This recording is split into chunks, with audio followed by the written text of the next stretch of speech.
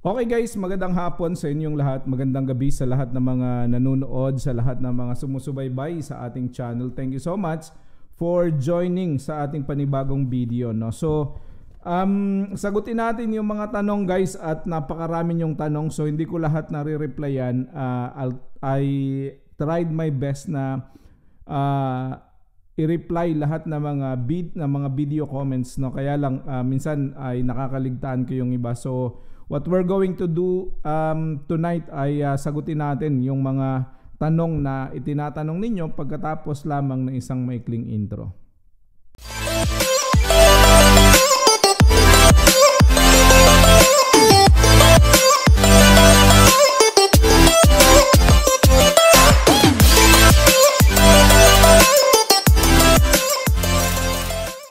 Okay guys, welcome back dito sa ating panibagong video, and thank you so much sa lahat ng mga sumusuporta. At talaga namang sobrang dami ninyong mga katanungan at minsan nga ay nakakalimutan na natin na sagutin. So isa-isahin natin yung ilang mga tanong ninyo dito at ating isa-shoutout na rin yung ating mga commenters, no, sa patuloy na pagsuporta. Si Tony 1982 B9F, ang tanong niya dito ay Sir, pag nagpapainom ba kayo ng Eng-1000 sa umaga, anong oras po?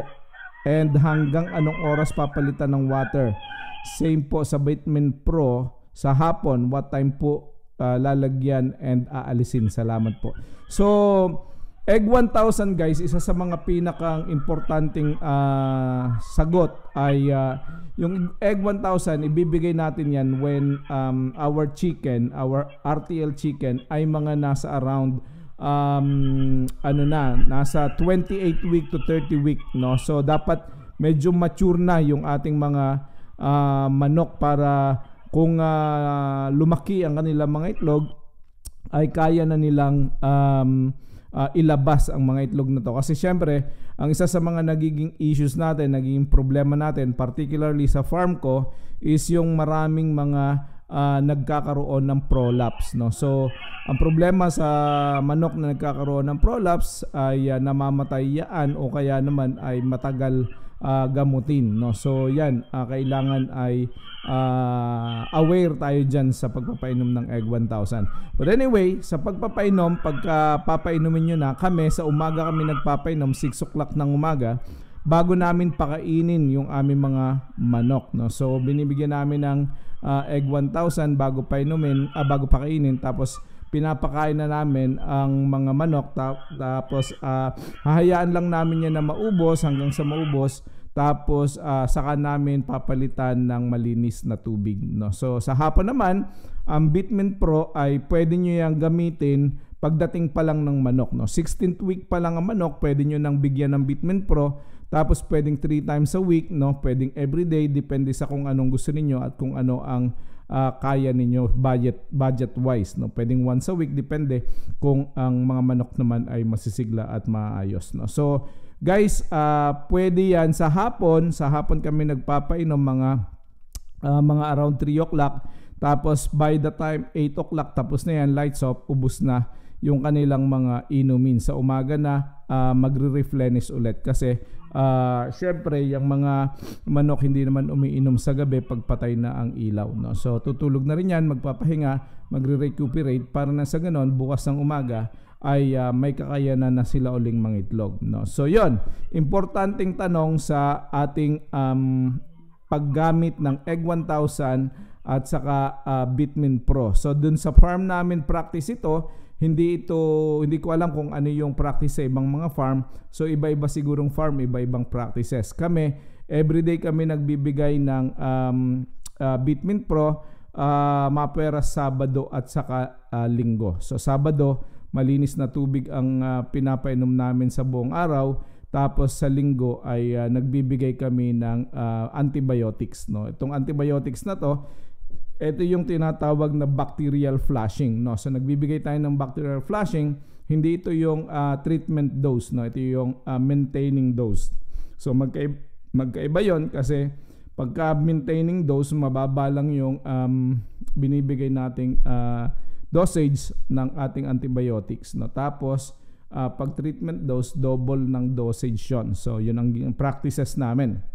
So yun, hopefully kay Tony nasagot natin yan. So may pahabol pa siyang tanong. Sabi niya, sir, pahabol lang po.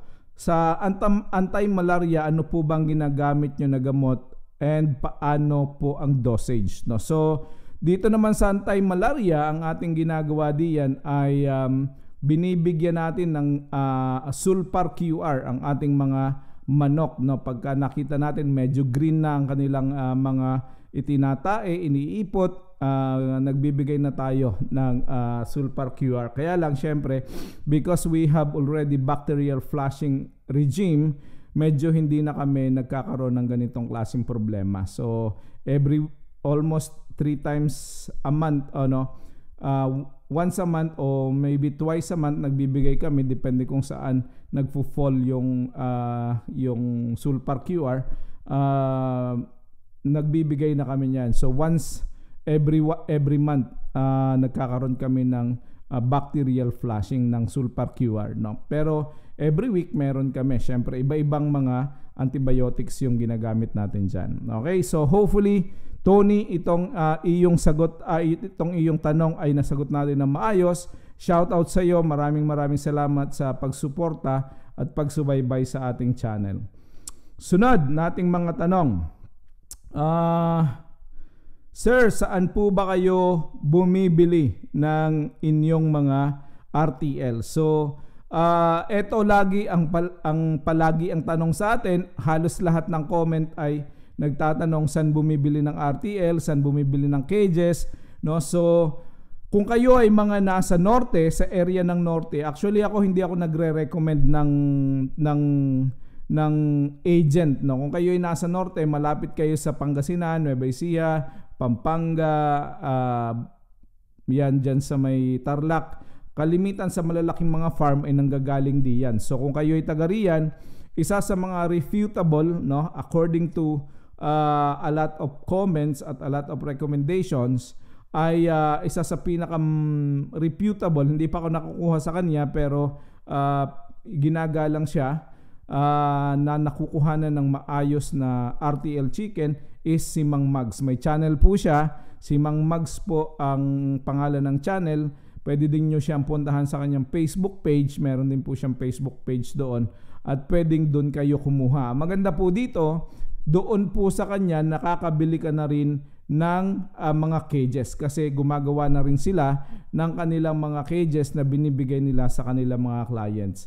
Kung wala po kayo dyan at kayo naghahanap pa rin, nasa Mindanao kayo, nasa Bicol kayo, nasa kung anumang region kayo, ang isa sa pinakamagandang gawin po is mag-search po kayo ng grupo ng RTL Chicken sa inyong mga lugar sa Facebook.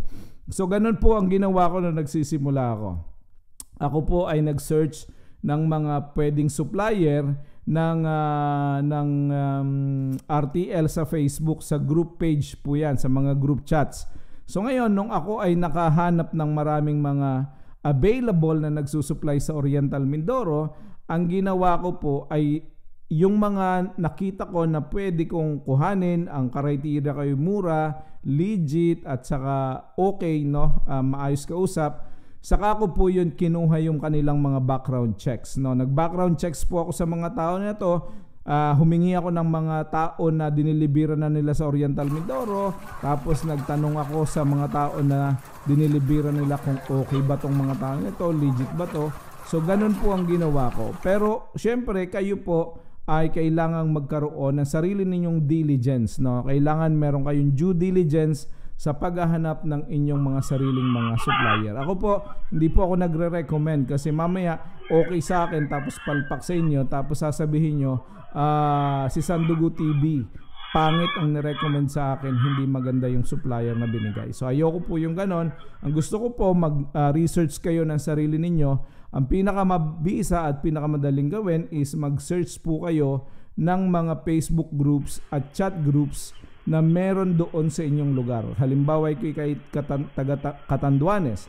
So pwede po ninyong i-search ay RTL Chicken Catanduanes o kaya naman ay meron kayong na taga Zamboanga kayo, RTL Chicken Zamboanga. So may mga lugar po talaga na may mga chat grupo ng mga RTL Chicken Racers na pwede ninyong puntahan at pwede ninyong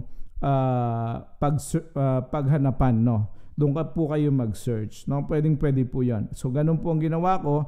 At the moment naman po okay. Basta mag-ingat lang po kayo sa mga scammers at mag-ingat po kayo sa mga tao na hindi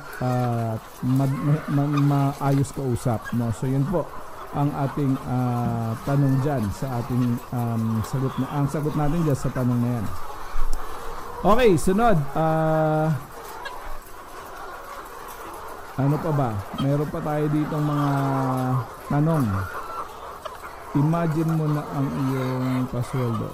So, paano daw magpasweldo? Bahala na kayo. So, kung kayo ay gusto magpasweldo sa tao, meron kayong mga tao na papasweldoan, bahala na po kayong magpasweldo kung kayo po ay magpapasweldo. So, nasa usapan nyo na po yan ng inyong tao na kukuhanin. Ayan. So, shout out natin yung mga nagko-comment, no. So, si Romar Malapad, shout out. Si Bentulfo 5048, yan. Hindi ko alam kung totoong kung kwan yan. Si Cookie DQ7JD, ayan. Maraming salamat sa inyo pong pagsubaybay sa ating channel. Ayan, sino pa ba? Si Ronald Ryan Dayanan, ayan. Ryan Dayan, ayan. Ronald Ryan Dayan, thank you so much. Salamat daw sa pag-share ng video. Laking tulong daw po sa kanya. Okay, maraming salamat, Ryan. Pinas Vlog Time. Napasubscribe ako, FW ko. Wala ipon pero balak ko talaga magtayo ng manukan. Kaya lagi ako nanonood sa mga videos mo. Salamat po. More videos pa po. Ayan, sabi ni Pinas Vlog. Ayan, sabi niya. Maraming salamat po, sabi niya. Ayan. Okay, maraming salamat din sa iyo sa iyong suporta, Ronald. At saka Pinas Vlog. Ayan. So, sino pa ba? Cheran Tortogo. Maximize ang computation pero hindi mo alam ang pag nagbago ang climate, diyan mo makikita kung kikita ka ba. Ayan. So, totoo naman yan kasi minsan nadanasan namin yan. Bababa ang itlog pagka medyo malamig ang panahon. Pero hindi naman lahat ng panahon malamig. Ayan. So okay na rin. Balak ko rin tong pasukin, bossing, pag nag-for good na ako. Kaya next year, salamat sa tips. Sabi ni Mr. Jules Vlog. Mr. Jules Vlog, good luck sa iyo. Maraming salamat sa panonood ng ating mga vlogs. Alvin 00HHH, sir, may video na ba kayo kung paano ang tamang pag-alaga sa kanila? Nagbabalak kasi ako ng mag-alaga. Ayan. So, meron lahat ng halos videos natin ay pamamaraan kung paano natin alagaan ang ating mga chicken. Ayan. So, okay. Guys, kung may mga tanong pa kayo at hindi ko pa masyado nasagot dito, i-comment nyo lang sa video na to at nang masagot natin yung mga tanong na yan. Maraming salamat. God bless. Kung hindi ka pa subscriber, mag-subscribe ka na. At para naman matulungan mo na ma-promote ni YouTube itong ating mga videos at ang ating mga videos makarating pa sa ating mga kababayan, lalong-lalo na yung mga FW. Thank you so much. God bless and bye-bye.